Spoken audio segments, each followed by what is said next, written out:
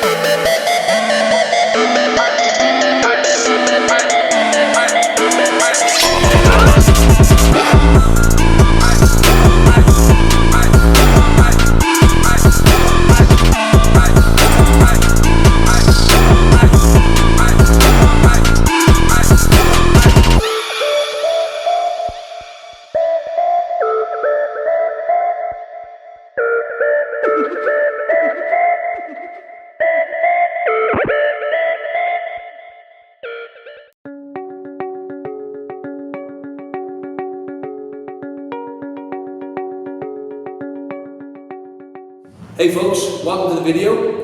If you're listening to this, could you please subscribe to my channel? It'd be a great help. And what you're going to see today is a strength training session from myself. I've had 10 days out of action because I had an operation, so a bit demoralising. Wasn't lifting as heavy as usual, but there we go. Yeah, my good friend from Magic Eye Media who's recording me today, so go subscribe to his channel. He has Learn As You Lift. Go subscribe to his YouTube channel. I had some requests via my Snapchat. Some questions were fired at me, so I'm going to be answering those questions today, so stay tuned for more content. Hey guys, so my man Jay is going to fire off the questions requested to me via my Snapchat, so hopefully you guys are going to get to know me better. Okay, so what is the longest time you've gone without training? Without training? The longest I've gone without training is right now, which is about 8 days. Now for me, that is like pretty ridiculous, you know? Like I was going to kill someone. And I'm being serious. Yeah. Getting really kind of short fuse with clients and stuff. You know, I wasn't getting my endorphin fix, so it's almost like I hate to say it, but it's like a junkie, like a crackhead. You know, they need their fix. It's just like me with my training. So, but anyway, yeah, 8 days. I won't be doing that again for my health and also for the safety of other people. What is the lowest body fat you've ever come down to? Well, on the calipers, measuring on the body fat calipers. The lowest I've been is about 3.5%. 3.5. Yeah, so it's literally, I was pretty much inside out there. Peeled. But yeah, that was on the calipers. If I did it on a DEXA scanner, that would probably be maybe like 4.5%, maybe if I had to guess. Yeah. So yeah, it's dangerous, quite a dangerous body fat percentage. You can't do it for a long period of time, honestly. No, it's definitely not healthy or sustainable. 100%. So we've just obviously watched the edit. You did a little bit of calf raises at the end. Yes. Why is it you struggle to build your calves now? Right. Where do I start? So yeah, I've been training calves for over a decade, just like any other body part. I think genetically I've got long, skinny legs, so it's just one of those things. It's an epidemic, you know. I think it literally is an epidemic. I've come across so many people with like small calf syndrome. A lot of guys get this problem, and I think some of it is genetic. The majority of it is genetic, but a lot of it comes down to the amount of slow twitch muscle fibers you have, I think, within your calves, and the fact that you're on your feet all day long. But yeah, I come across people who've got huge calves genetically, and they don't even train calves. You know, it makes me sick. You guys make me sick. You guys are big calves, you never train them. But yeah, so I train calves, but the growth is very, very, very incremental. So yeah, like I said, it's an epidemic, and it's only getting worse. One thing I've noticed myself personally is like people that have been big and then lost a lot of weight tend to have bigger calves. Do you think that's because it's been so long actually carrying that kind of weight around? Like the legs, always the leg development's always a lot better than. Yeah, I think it is part of that. Yeah, I think you're right there, Jay. But I think also it is, like I said, it comes down to genetics. Yeah. So yeah, like genetically, kind of the endomorph. So endomorph is someone who's genetically quite big. Yeah. They sometimes tend to have bigger calves. Yeah. So can't have it all, mate. You can't have it all. I'll sacrifice my calves for some abs, I guess. Okay, so do you have a complex or are you insecure about any of your body parts? Great question. So yeah, go back to the calves. Yeah. In terms of the complex, I'll say the legs in general. Really, it's taken me years and years. I had to, as you know, I had to see a trainer myself to build my legs up. So I had to go and employ. Obviously, I'm a personal trainer, have been for a decade, but I had to employ a trainer myself to build my legs up. I had to get pushed harder and do different things. So if I had a complex, it kind of have to be the legs. The legs, yeah. Definitely, yeah. The calves mainly. Yeah. And I get kind of the bigorexia. There's actually a name for it. It's another epidemic now. It's actually called bigorexia. They've got a name for it now. Guys who think they're small, but they're not. I have that issue. It's improved a lot. But my relationship with food has improved a lot as well, which has helped. But yeah, complex. I would say legs, but predominantly calves now because my quads and hamstrings and glutes have developed a lot. Calves are still catching up. Question for me with that. Is that why the shorts are so short? Yes. Your legs do that all the time. Oh, man, you know me too well. That's what Arnold used to do, isn't it? Yeah, exactly, mate. Mate, I've read all his books. So, can you estimate the most calories you've ever eaten within a 24-hour period? Yeah, so me and our friend Andrew Bond. Yeah, Mr. Bond Fitness. Mr. Bond Fitness, go and follow him on Instagram. Yeah. We went all out after my second show at the British finals. And my second ever show, oh my god, guys, don't try this at home. Binge eating, to say the least. And it was a good kind of, it was at least 24 hours, probably more than that, for a 24-hour binge. And I reckon I must have put away probably about 20,000 calories minimum, if I had to guess. Minimum. Maybe more than that, maybe 20,000 calories within 24 hours. I'm not even going to start on my end. I had like 2 buffets, Domino's pizza, Ben & Jerry's, a whole tub. I felt ill for days afterwards. Don't try that at home. We were speaking about viral videos. You should have filmed it because that probably would have been. I should have, I know. The calorie challenges on YouTube they get hits. Do they really? Yeah. I'm planning on doing a 10,000 back before at the end of my bulk now. Shit, yeah, that's good. I know people do it now. Yeah, I'll do that next time. Obviously not good for the abs. But no, not good for the abs. Next question is: are you trying to read his handwriting here? Are you actually happy most of the time, or is it just a front on Instagram? That one is such a funny question. I am actually generally happy most of the time. So sometimes it comes off that you're happier than you are, obviously on your socials. Yeah. You always put on a brave face even if you're having a bad day, because obviously. But yeah, no, I enjoy educating people and I enjoy the Instagram and all the social stuff. So I am happy most of the time. It's not all the front. Although sometimes you do cover up. When you're having a bad day, you can't let it show too much because you want to give off positive vibes. So yeah, I'd say I'm generally a happy person. So you moved to Oz. Yes. Why is it? Why are you off to Oz, down under? So yeah, there's a lot of opportunity down under, and obviously I'm currently based in Cardiff in Wales, and I just want to spread my wings a bit. Now, obviously I did consider somewhere like London. In fact, my dream was to move to America, so I tried getting a 2-year working visa for America, for New York, because my best friend Andrew Bond, who we were talking about earlier, lives out there, but I didn't get my working visa. Spent a lot of money as well, but there we are, I've got to try.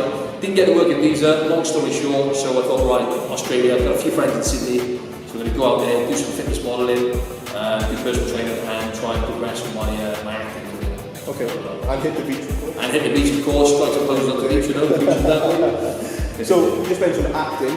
Yeah. Do you find it challenging, acting? Extremely challenging, yeah. So yeah. New thing for you, or? Oh yes, it's completely new. It's completely new to me, and I'm well out of my comfort zone doing it. I'm getting a lot better now. I'm becoming more comfortable with it and more confident. Mm-hmm. But I love a challenge, and it definitely keeps you on your toes and brings the best out of you, really, because it's something completely new and it's a shock in the system.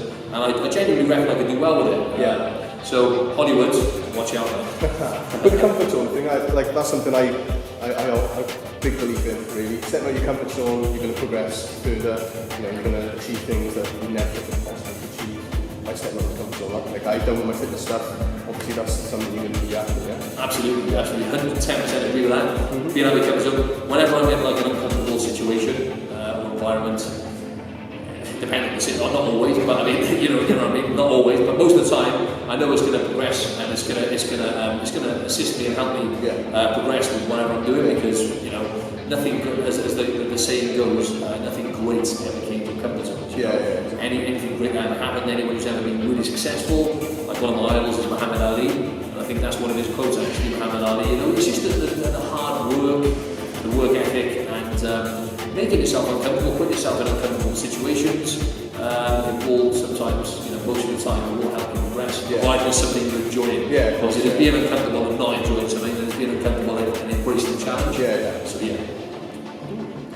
And do you think you could ever be a vegetarian? Right, so vegan gains, the new vegan gains. I know I'm saying all this coming now. If you asked me about a year ago, I would have said no chance, and I would have probably slapped you in the face for insulting me. Not really, but I would consider it. I've started having vegan days now, once a week, occasionally, because it's really good to give your body a rest, guys. Take this into account from meat. Meat can be very toxic on the body. They have high amounts of protein from meat sources, such as like red meat, any kind of meat really, but maybe like chicken, red meat, turkey, all that kind of stuff. It can be quite toxic on the body, so it's good to give your body a break. So once a week I have a vegan day, basically once a week, so it's a low protein day as well, which, by the way, guys, is fine to do. A lot of people think muscle's just going to fall off them if they have a low protein day. It really doesn't work like that. So so in terms of actually being a vegan, I would consider it in the future for health reasons. I never thought I'd say that, so I would consider it in the future. But again, you're missing out on a lot of nutrients if you are a vegan, so I'd have to weigh it up. Okay. So we were talking earlier about intermittent fasting. Yes. What is the longest fast you've done? So not too long at all. The longest I've done is 22 hours, which is, it sounds like a lot, but that's nothing. I know one guy who's a doctor and he's a scientist. He's done a 7-day fast, and he broke his deadlift 5 days into the fast. Broke his deadlift PB. It was like 500 something pounds, I think it was, maybe more than that. So it just goes to show that fasting, if you look into your research, there's so many good health benefits which play a part with fasting. But I wouldn't recommend, I wouldn't say to someone, go and do intermittent fasting without them building up a relatively healthy relationship with food by eating whole foods, because eating the right nutrients is the most important thing, really. But fasting really helps. I mean, like, as you can see, I'm quite lean right now. That's just kind of like by accident, really. I do intermittent fasting daily for health purposes, but like I said, the longest fast I've done is 22 hours. I'm going to start doing 2-day fast now as well, every now and then. I think what I'm going to do is like once a month, I'm probably going to do 48-hour fast now, once a month, 48-hour fast or 2-day fast. But longest I've done so far is 22 hours. 22 hours. 22 hours, yeah. Final question from me, having just watched you train, when I was filming you, with your approach to training. So what is without going into too much detail, what is your kind of current approach to your training? So my current approach right now, I'm trying to get my body to move better. So I'm focusing a lot on mobility and range of motion. So by focusing on technique, you're going to get better results. You don't need me to tell you that. But range of motion is key. So I'm working on getting people with my squats, so on and so forth, and treating squats as a skill, because it is a skill, So treating squats as a skill, treating deadlifts as a skill, and applying what I've learned really in terms of getting the gains. But right now my main goal is just to make some lean gains and get my body moving better. So longevity is key. I want to be lifting weights until the day I die. Nice. And I will be as well. I'll be a YouTube sensation by the time I'm 70. You heard it here first. Hey guys, thanks very much for watching the video. If you could like and comment on the video or any videos, that would be great. And don't forget, please subscribe to my channel. That would be a great help. And go follow me on my social media.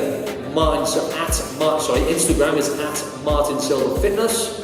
Snapchat is Silva1987, 1987. Facebook, Martin Silva, WBFF Pro, fitness page. Please go like and follow my fitness page on there. And I'm on Twitter as well, I think it's Martin Silva Fitness. So thank you very much, guys.